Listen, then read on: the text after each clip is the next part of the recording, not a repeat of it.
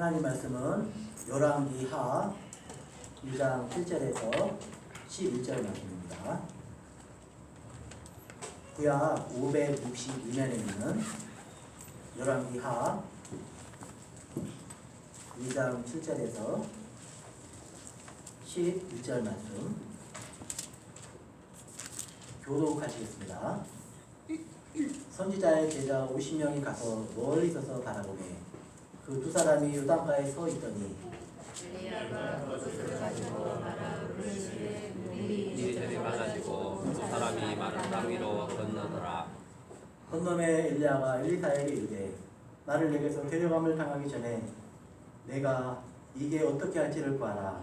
엘리사가 이르되 당신의 성령이 하시는 역사가 갑절이나 내게 있게 하소서 하는지라.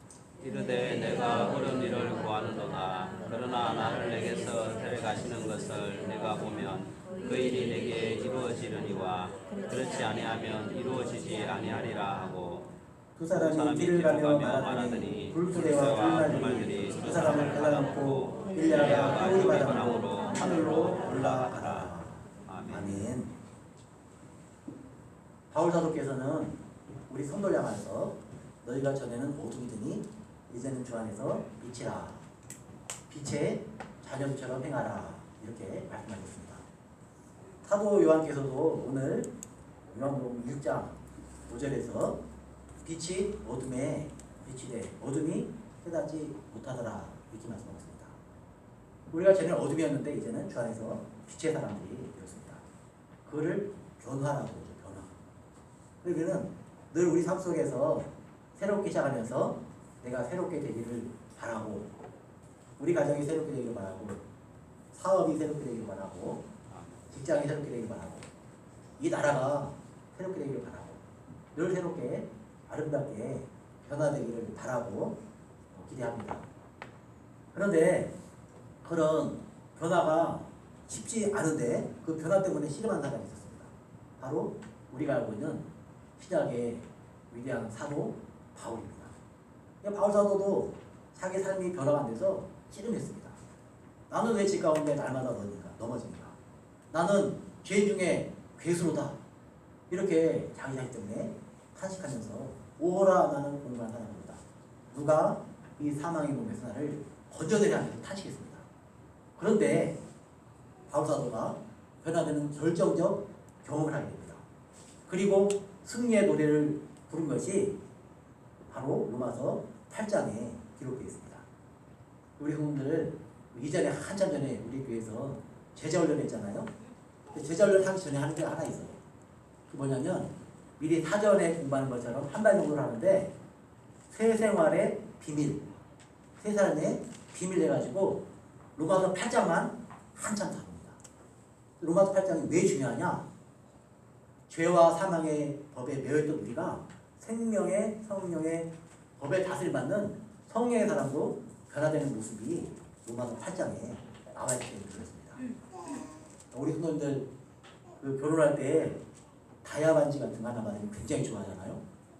굳이 다이아 반지가 아니라도 금반지라고 금반지에 보통은 이렇게 안에 반짝거리는 보석을 하나 딱 박아놓죠. 그게 하이라이트죠. 그게 성경 전체가 있는데 로마서가 굉장히 중요하다.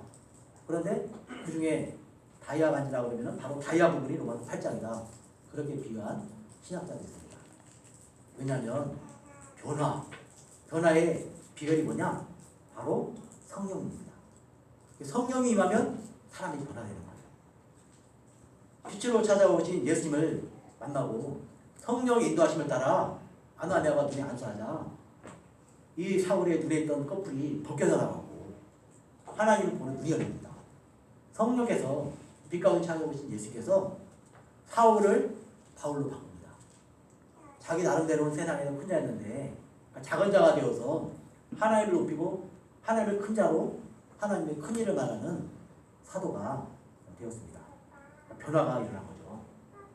오늘 말씀에도 그런 변화의 이야기가 나옵니다. 변화가 나오는데 오늘 7절 말씀에 보면 선지자의 제자 50명이 가서 멀리 서서 바라보매 그 두 사람이 요단가에 서 있더니 이 선지자의 제자 50명인데 이 선지자의 제자, 이 선지자 누구냐면은 엘리야입니다. 엘리야. 엘리야가 옛날 선지 학교가 있다면 신학교가 있다면 학장입니다. 엘리야가 학장이에요. 어떻게 보면 초대학장일 수도 있죠. 그런데 이제 세대가 바뀐 시대가 왔습니다. 그래서 두 사람이 같이 서 있는데 요단가에 서 있습니다. 이 두 사람이 누구냐면은 엘리야와 엘리사입니다. 엘리야는 그 뜻이 뭐냐면 나의 하나님은 여호와이시다. 나의 하나님 여호와이시다. 그런 믿음의 고백이 있는 이름이 엘리야입니다. 엘리사의 이름의 뜻이 뭐냐면 나의 하나님은 구원이시다. 그런 뜻입니다.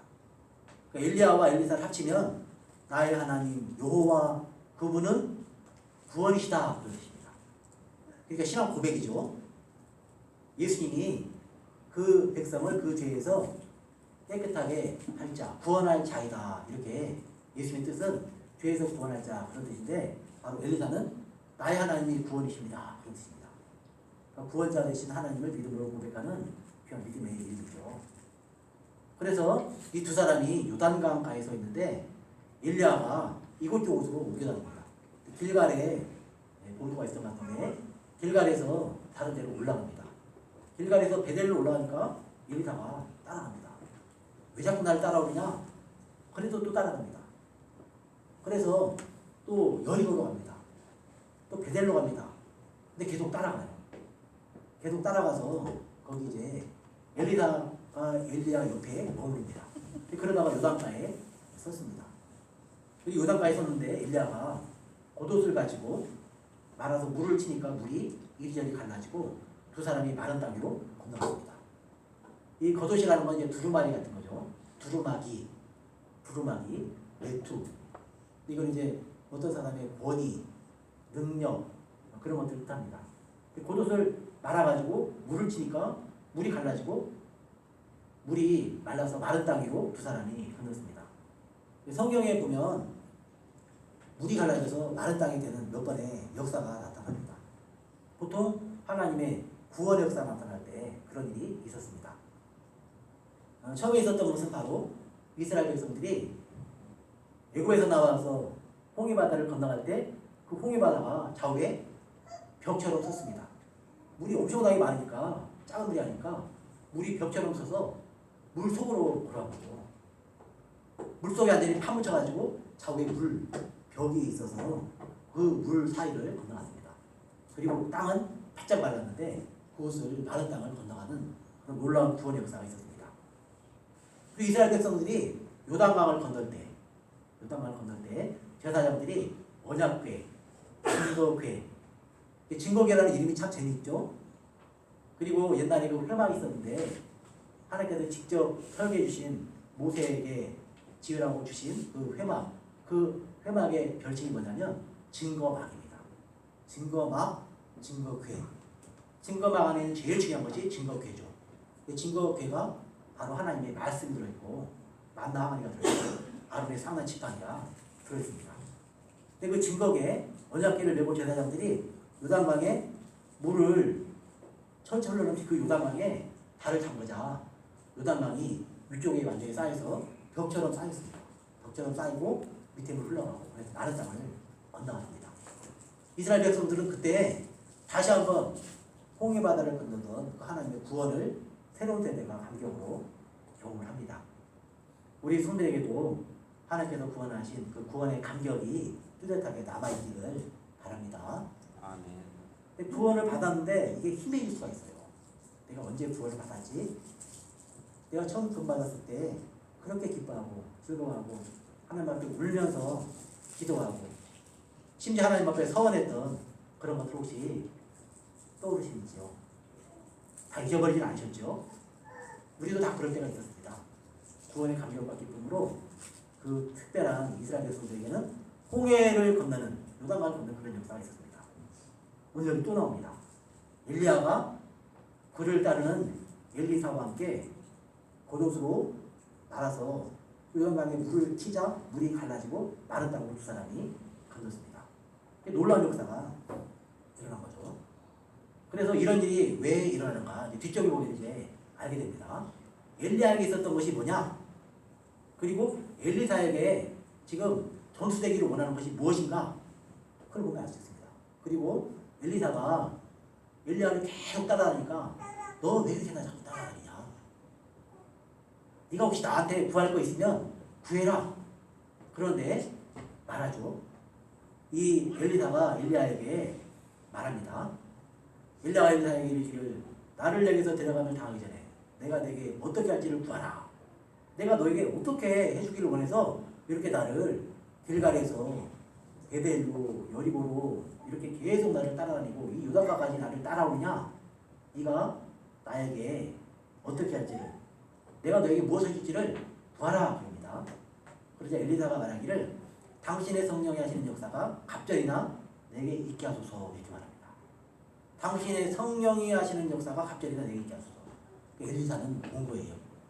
아, 엘리야 속에 내가 따르고 섬기고 존경하는 하나님이 세운 이 엘리야 안에는 성령 역사하고 있다. 그걸 본 거예요. 성령 역사하셔서 그 여러 가지 역사가 일어나고 놀라운 하나님의 구원의 역사가 일어나는 우레사자 엘리야 그 능력이 나타났다. 성령이 함께 하셔서 되겠다. 그걸 너무나 뚜렷하게 알고 있는 겁니다. 엘리사가. 그래서 구하는 게 뭐냐? 딱 하나를 구해요. 당신의 성령이 하시는 역사가 내게 듣게 없어서 이렇게 구하는 게 아니라 더 구하는데 당신의 성령이 하시는 역사가 갑절이나 내게 있게 없어서 그렇게 구합니다. 엘리야 스승에게 있는 그 성령의 역사가 제게는 갑절에 있기를 원합니다. 그러면서 성령을 간절히 사모하고 구하고 있습니다. 참 놀라운 것을 구하고 있죠. 이 엘리사는 하나님이 어떻게 역사하시는지 잘 알고 어떻게 역사하시는지를 잘 알고 있던 사람입니다. 구약에 여러 인물들이 나오는데 성령을 소멸하는 사람이 나오고요. 또 성령의 충만을 받은 사람이 있습니다. 성령을 소멸한 대표적인 사람이 누구냐면 구약에서는 바로 사울 왕입니다. 초대왕 사울. 처음에는 잘 시작했어요. 키는 굉장히 크고 그런데도 불구하고 겸손한 사람이었습니다. 성령이 그에게 인해서 전쟁에 나가면 전쟁에서 이기고 놀라운 역사가 나타났습니다. 그런데 이 사울 왕이 하나님의 말씀을 버렸습니다. 하나님 말씀을 순종하지 않았습니다. 그러자 성령이 떠나갔어요. 성령이 떠나가고 성령이 소멸되자 그는 악령에 붙들려서 고통당하는 사람이 되었습니다. 그런데 그가 대조적으로 다윗은 어떻게 했느냐? 늘 하나님 말씀에 순종합니다. 하나님 말씀에 절대 순종하고 하나님이 싫어하시는 일은 절대 하지 않습니다. 자기를 죽이려고 하는 사울 왕 그를 죽일 기회가 동굴에서 찾아왔음에도 불구하고 옷자락만 베고 그것 때문에 마음 아파합니다. 내가 기름 부은 하나님의 종을 내가 이렇게 옷자락을 뱉는데 하면서 슬퍼하는 그런 하나님의 뜻대로 하려고 하는 믿음의 사람이었습니다. 다윗이 그렇게 성령 충만했을 비결은 주께서 함께 하시고 성령이 함께 하시기 때문에 어디를 가든 전쟁에서 이기고 성령의 그 삶을 인도하셨습니다. 구약의 그런 인물들을 엘리야는 이제 이전에 있었던 여러 가지 역사 가운데 쭉 진행이 되는데 그런 것들을 잘 알고 있는 사람입니다. 그래서 이 엘리사가 그런 놀라운 역사를 이제 이루어가는 거죠. 그래서 이 이스라엘 역사 가운데 하나님의 기쁨과 즐거움이 되는 사람이 누구냐? 하나님의 뜻대로 말씀대로 순종하는 사람. 하나님이 싫어하는 거 우상 제거하고 산당 제거하고 그리고 하나님의 전이 회파되어 있으면 하나님의 성경 다시 세우고 백성들에게 다시 예배하게 하고 백성들이 다시 하나님을 찾을 수 있도록 하고 그런 왕이 세우실 때 하나님께서 그 나라를 힘있게 세우셨습니다. 그런데 하나님 말씀을 떠날 때 이스라엘은 여지없이 적군들에게 피하고 고통을 당했습니다. 열심히 농사 지어놓으면은 농사 짓느라고 수고했다. 우리가 걷어가겠다. 그리고 아마 그 곡식 익었을 때 그냥 오는 게 아니라 추수 다 맞춰 놓잖아요. 그래가지고 푸대에다 다 잡아놨다. 그것만 싹 들고 가는 거예요. 고맙다. 그러니까 죽을 지경이죠. 농사 지어봤자 다 뺏기고요. 포도나무 지어봤자 포도주 마시도 못하고 곡식 자식들에게 먹이도 못하고 그런 일이 벌어졌습니다. 그런데 하나님 말씀을 따라갈 때는 항상 하나님께서 먹을 것이 풍족하게 하셨습니다.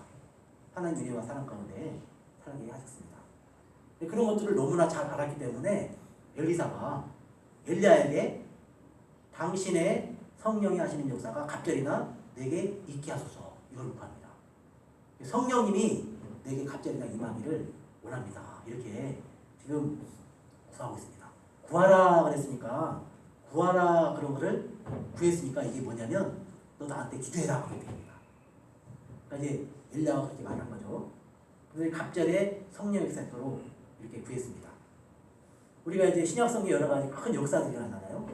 그 가장 핵심 구절이 우리 성도들이 알고 있는 사도행전 1장 8절의 말씀입니다. 제자들도 처음에는 변화가 아니랐어요. 예수께서 3년 내리고 다니고 훈련시켰는데 예수님 말씀대로 따르지 않아요. 베드로 사도마저 예수님 부인하고 도망갑니다. 이 다 끝났다 이제 나 물고기나 잡으러 가야겠다. 제자들이 다 그랬습니다. 다 도망가고 예수님은 십자가에 죽으셨는데 부활해서 나타나셨는데도 제자들이 처음에 잘 못 알아봅니다. 근데 언제 그들이 이제 정말 예수님 말씀을 제대로 알아듣고 그리고 예수님의 큰 역사를 이루어가느냐? 성령님이 임하자 그렇게 됩니다. 사도행 1장 8절에 오직 성령이 너에게 임하시면 너희가 권능을 받고 예루살렘과 온 유대와 사마리아와 땅까지 이르러 내 증인이 되리라 이렇게 말씀하셨는데 그 말씀이 성령이 오셨을 때 제자들에게 이루어졌습니다. 그때부터 제자들은 두려워하지 않고 시험에 빠지지 않고 담대하게 예수님이 하신 그 말씀을 따라서 살아가는 놀라운 믿음의 사람들이 됩니다. 그리고 오순절 성령 충만한 그 역사가 일어났을 때 무슨 일이 일어나냐? 바람이 급하고 강한 바람이 집안에 가득하고 제자들이 모여 기도하고 있는데 급하고 강한 바람이 집안에 가득하고 각 사람의 머리 위에 불의 혀 같은 것들이 임하였습니다. 불이 임했는데 각 사람에게 혀같이 움직이는 사람의 혀처럼 그 불의 혀 같은 그런 모습으로 성령님이 임했습니다. 그러자 각 사람이 하나님의 큰 일을 하나님을 높입니다. 강나라가로. 그 후로 이제 제자들은 완전히 바뀌었습니다. 그것이 이제 사도행전 1장 8절 말씀이 이루어진 거죠. 어떻게 된 거냐 우리가 한번 다시 한번 생각해 볼 필요가 있습니다. 하나님의 말씀을 누가 이 땅에 우리에게 전해주었느냐? 하나님께서 직접 말씀이기도 하고 선지자들에게 말씀하기도 하고 그걸 이제 우리에게 받아서 전해준 성경의 기록자들이 있습니다. 근데 성경 기록자들은 어떻게 기록을 했길래 무려 1600년이라는 긴 시간 동안 창세기로부터 요한계시록 기록됐는데 40명이 기록돼서도 창세기와 요한계시록 말씀이 다 앞뒤가 맞는가? 한 분의 저자가 있었다는 것입니다. 기록자들 말고 한 분의 저자가 있었는데 그걸 누구라고 하느냐? 성령님이라고 합니다. 성령님. 그러니까 성령의 감동으로 기록됐다 그렇게 합니다. 모든 성경은 성령의 감동으로 된 것으로 바르게 함과,으로 교육하기에 또 교훈하기에 그래서 온전한 사람을 세우기에 한땅 하나님의 말씀이다. 그렇게 이제 말씀하고 있죠. 그래서 이 성경은 성령의 감동으로 된 책입니다. 쓸 때 성령님이 감동해서 썼다는 겁니다.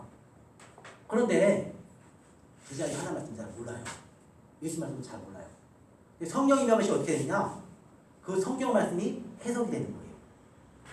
성경을 기록하신 성령님이 임하자 그 성경 말씀이 다 해석이 돼서 제자들이 그 성경 말씀이 무슨 뜻인지를 알게 되고 그리고 그 성경 말씀을 자기 입으로 말하게 됩니다. 성령님이 하신 거예요. 성령님이 하시면 그 놀라운 역사가 일어나게 되어 있습니다. 말씀의 역사는 항상 성령님과 함께합니다.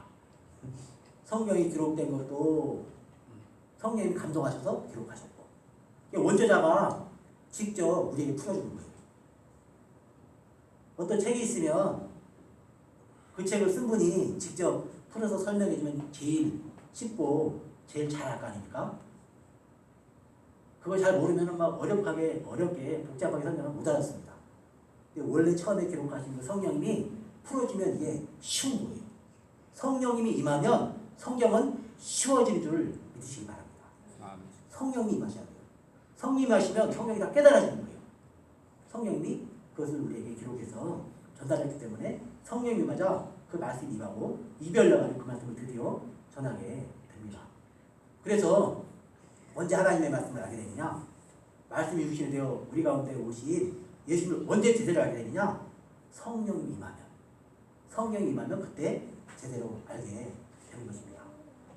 그래서 엘리야가 내게 구하라 그럴 때 나에게 갑자기 성령의 역사를 주옵소서 이렇게 간구합니다. 우리가 지난번에 봤던 말씀 다시 한번 이 기도가 왜 중요한가? 기도가 왜 중요한가? 다시 한번 확인해보죠. 칼빈의 기독교 강요 기도를 이렇게 칼빈은 요약해서 설명하고 있습니다. 한번 같이 읽어보겠습니다. 기도는 믿음의 세상의 실천이며 우리는 기도를 통하여 날마다 하나님으로부터 은혜를 받는다. 아멘. 기도는 믿음의 최상의 실천입니다. 믿음이 있다고 하는 사람은 반드시 기도의 자리로 나가게 되어 있습니다. 하나님을 기대하고 약속의 말씀을 삼으면서 그 은혜 말씀이 내 안에 이루어지기를, 내 가정이 이루어지기를, 내 삶에 이루어지기를, 내 미래에 이루어지기를 꿈꾸면서 기대하면서 믿음이 있으면 기도하게 되어 있습니다. 믿음이 있으니까 기도하는 거예요. 내 인생은 하나님의 손에 달려있다. 하나님이 하신다. 내 문을 여신다. 내 인생의 계획을 하나님이 알고 계신다. 그거를 분명히 인식하고 있는 믿음이 우리를 기도의 자리로 이끌어간다는 것입니다. 그래서 믿음이 있으면 반드시 기도하게 되어 있습니다. 하나님을 기대하고 하나님의 원장의 말씀이 내 안에 이루어지기를 소망합니다. 올 한 해 우리 성도들 이루어지기를 기대하는 게 있겠죠? 누군가는 더 예뻐지기를 기도하고 있고 누군가는 더 재정적으로 부여되기를 기도하고 있고 누군가는 더 가정이 화목하게 되기를 기도하고 있고 그거를 하나님이 내 안에 채워줄 것이다. 그걸 믿으며 기도합니다. 하나님이 내가 믿는다고 날 구원하여 천국에 가지만 그런 건 하나님이 나한테 해주시겠어? 하나님이 내 일상에 문제와는 별로 상관이 없을 거야. 그렇게 생각하는 믿음은 기도를 할 수 없게 만듭니다. 그래서 이 최상의 믿음의 실천이 바로 기도입니다. 기도하는 사람이 은혜를 받아요. 기도 안 해도 구원을 받습니다. 구원은 하나님의 뜻이에요. 근데 이제 구원도 물론 우리 성도들의 기도에 달려있어요. 다른 사람의 구원은 또 우리 성도들의 기도에 달려있어요. 왜냐하면 그분도 성령의 역사할 때 마음을 움직이거든요. 성령의 역사할 때 어둠을 벗어버리고 빛의 사람이 됩니다. 죄와 사망의 법에 있던 사람이 생명의 성령의 법의 다스림을 받으면 이 사람이 갑자기 그게 옷이 커지는 거예요. 하나님이 믿어지는 거예요. 그건 우리 성도들의 기도에 달려있습니다. 그런 부분에서는 다른 사람의 구원은 우리의 기도와 또 연관이 되어 있습니다. 그런데 이 기도가 굉장히 중요합니다. 우리는 기도를 통하여 날마다 하나님으로부터 은혜를 받는다. 기도를 통하여. 기도가 없으면 하나님부터 은혜를 받을 수 없다. 이런 말입니다.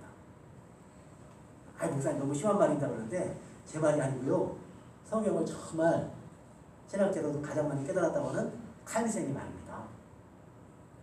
제가 이 말을 인용하는 거예요. 제가 이렇게 말하면 에이 목사님 무슨 기도 안 한다고 하나님이 못 받는 줄 알아요? 기도 안 해도 다 은혜 받던데요 그럴 수 있어요. 근데 그 생각을 꺾으시기 바랍니다. 기도 안 하면 은혜 못 받는다. 기도해야 기도를 통해 은혜를 받는다. 이거를 마음에 확실히 정하시기 바랍니다. 그래서 그토록 제가 외치는 거예요. 기도합시다. 막 재직들에게도 재직들이 기도하셔야 됩니다. 재직들이 기도해야지 재직들이 하나님 은혜 받아요. 기도해야지 성령 충만을 받아요. 그래야지 다른 사람 돕을 수 있어요. 기도 안 하면 내 안에 은혜가 없는데 내 신앙 지키기도 힘들어요. 다른 사람 섬기고 세운다는 건 그건 말도 안 되는 일입니다. 기도하면은 자기 자신 믿음 지킬 수 있어요. 그리고 조금 더 기도하면은 다른 사람 믿음에 세울 수 있습니다. 우리는 기도를 통하여 날마다 하나님께서 은혜를 받는다. 그러니까 우리는 날마다 기도해야 됩니다. 날마다 기도하세요. 기도하기 좋은 방법을 늘 가르쳐 드리잖아요. 제가 밤에 자기 전에 침대에 엎드리면 되잖아요.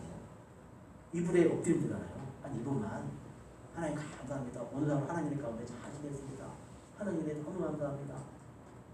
그리고 자면 되잖아요. 아침에 일어날 때도 그냥 이렇게 누워있다가 오늘 싹 올려가지고 엎드려서 하나님 감사합니다. 또 새날을 주셨는데 오늘 하루도 하나님의 가운데 제 하루가 되게 하옵소서. 오늘은 중요한 일이 있는데 이 일이 하나님의 가운데 잘 되도록 인도하옵소서. 그렇게 기도하고 자면 되잖아요. 그리고 학생들은 학교에 조금만 빨리 가요. 보통 정해진 시간보다 한 2분 빨리 가면은 2분 기도할 수 있잖아요. 가방을 책상에다가 딱 걸면서 잠깐 눈 감고 하나님 오늘도 함께 해주시고 저에게 지혜를 주시옵소서. 예수 믿고 기도합니다. 그러면 훌륭한 기도예요. 그런 기도가 날마다 있기를 바랍니다. 아멘. 그래서 날마다 하나님의 은혜로 사는 거예요. 하나님은 또 기도할 때 은혜를 받는 것입니다. 이런 게 소리 다 되시기를 바랍니다. 하이델베르그 문답서는 더 구체적으로 더 구체적으로 강력하게 있는데 이거는 수많은 목사들이 모여가지고 성경을 요약한 것이 하이델베르그 요리 문답입니다. 제가 한번 이걸 강의를 쭉 한 적이 있습니다. 전체를 116문 성도는 왜 기도해야 합니까? 답을 한번 같이 읽어보겠습니다. 기도는 감사를 표현하는 가장 중요한 요소입니다. 하나님께서는 우리에게 기도하기를 요구하십니다. 마음을 다해서 하나님께 은혜와 성령을 주시기를 끊임없이 구하도록 원하십니다. 감사하는 자에게는 은혜와 성령을 주십니다. 아멘. 여기 보니까 기도로 감사하는 자에게만 은혜와 성령을 주세요.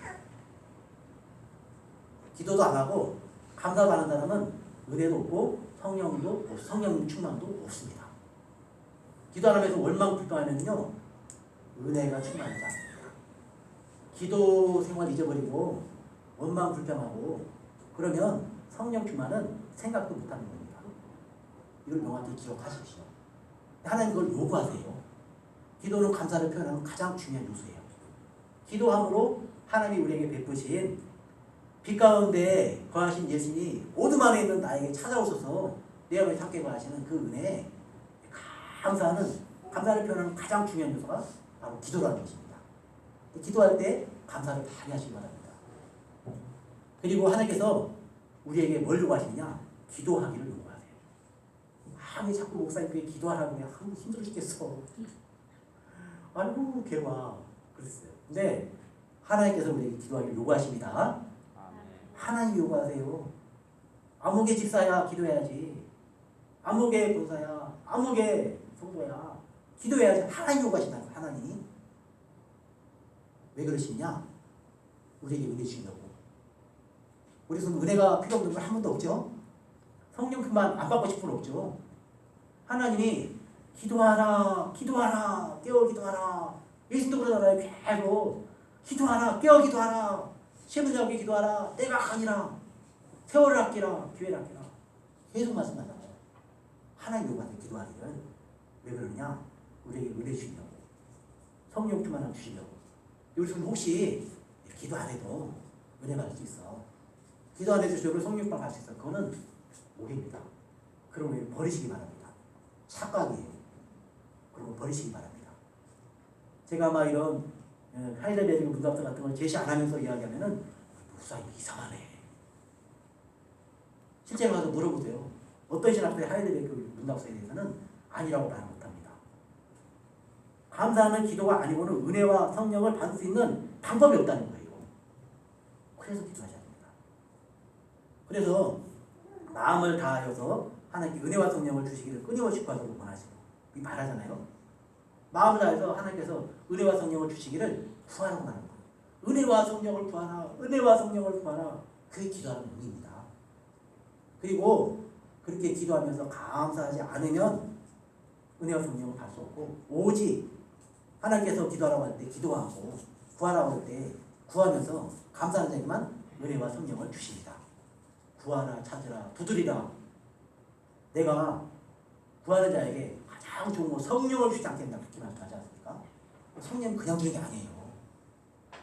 복음서에 나와 있는 수많은 사람들을 그냥 하라 고쳐주려고 고쳐주고요 말라 말고요 그런 사람 아무도 없어요. 다 나가서 손을 내밀고 예수 못자라고 붙잡고요 들것에 들고 중풍병자를 예수님에게 데리고 가고요 심지어 바로 오시라 할 때 그 그림자라도 닿기를 바라고요 사모하는 사람이 기도하는 사람이 은혜 받고 고침 받았어요. 성령 충만을 받았어요. 그래서 이 믿음에 대해서 믿음의 최상의 실천이 기도다. 이걸 꼭 잊지 마시기 바랍니다. 구약에도 나오잖아요. 지금 너는 내게 부르짖으라. 또 이게 엘리야잖아. 너는 내게 구하라. 내가 너에게 어떻게 할지를 구하라. 기도하라 그 말입니다. 엘리야가 엘리야에게 구하라 그럽니다. 그럴 때 당신의 성령이 하시는 역사가 되게 갑절이 됐기 원합니다. 성령님을 구했어요. 성령 충만을 구했습니다. 엘리야는. 그때 엘리야가 말하기를 네가 어려운 일을 구하는구나. 그러나 나를 내게 데려가시는 것을 네가 보면 그 일이 되게 이루어지려니와 그렇지 않으면 이루어지지 아니하리라. 이렇게 말합니다. 마치 예언처럼. 그때 하나님께서 나타나셔서 두 사람이 길을 가며 말하는데 불수레와 불만이 와가지고 두 사람을 갈라놓고는 엘리야가 회오리 바람으로 하늘로 쫙 올라갔습니다. 불말과 불수레, 회오리 바람 가운데 엘리야가 올라갔습니다. 그리고 하나님께서 데려가시면 너에게 네가 구한 대로 이만한 대로 엘리사에게는 각절의 성령 역사가 나타납니다. 성경을 보시면 열왕기에 상에 나타나는 엘리야의 역사보다 엘리사의 역사가 훨씬 많아요. 구원의 놀라운 역사가 일어나요. 물이 못 먹게 되는데 물이 바꿔요. 죽은 사람도 살리고요. 그리고 도끼가 물속에 가라앉을 때 도끼도 물에 떠오르고요. 그리고 전투에 나갔는데 전투에서도 이기고 놀라운 역사가 나타납니다. 성령께서 역사하실 때 그런 일이 일어납니다. 여기 성도님들, 성령님의 역사가 올 한 해 저와 함께 하시옵소서. 기도하시기를 축원합니다. 아멘. 성령님이 마시면 우리 성도님들이 어둠이 빛으로 바뀌고 죄와 사망의 법에 있던 사람들이 생명의 성령의 법을 다스림 아래 있는 복되고 아름다운 내 마음, 내 삶, 우리 가정, 우리 교회, 이 나라가 됩니다. 성령 충만함이 모든 삶의 변화의 가장 핵심이고 변화의 핵심입니다. 그래서 우리가 성령 충만을 위해서 기도하고, 혹시 우리 성도들 주변에 누군가가 변화되기를 원하는 분 있습니까? 기도하십시오. 하나님, 사랑하는 저 영혼에게 성령님 역사하셔서 하나님 말씀이 깨달아지게 하옵소서. 하나님은 창조주이시며 구원해 주시며 다시 오실 때는 심판의 주로 오시는데 그 하나님의 말씀이 깨달아지게 하옵소서. 그렇게 기도하시기 바랍니다. 성령이 역사하잖아요. 그럼 그 사람이 구원을 받아요. 기도 가운데 그런 것들이 다 이루어지는 것입니다. 우리가 성령 역사가 되게 충만하기만 올 한 해가 되시기를 축원합니다. 하나님 은혜를 감사합니다.